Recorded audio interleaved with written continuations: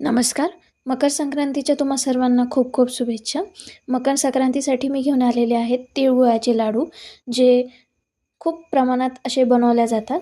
तर ह्यासाठी दोन साहित्य जे महत्त्वाचे आहे ते म्हणजे तीळ आणि दुसरं साहित्य म्हणजे गूळ.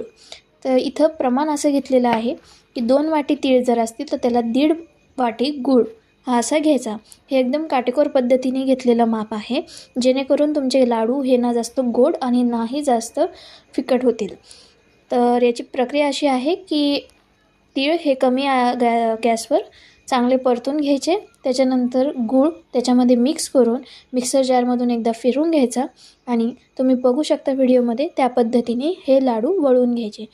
तिळाला मुळातच खूप तेल सुटतं, त्याच्यामुळे त्याला एकदम चमकदार अशी शायनिंग येते आणि तीळ एकदम तिळाचे लाडू एकदम सुंदर दिसतात. तर नक्की ह्या वर्षी मकर संक्रांतीला तयार करून बघा आणि लाईक, कमेंट, शेअर आणि सबस्क्राईब करायला विसरू नका.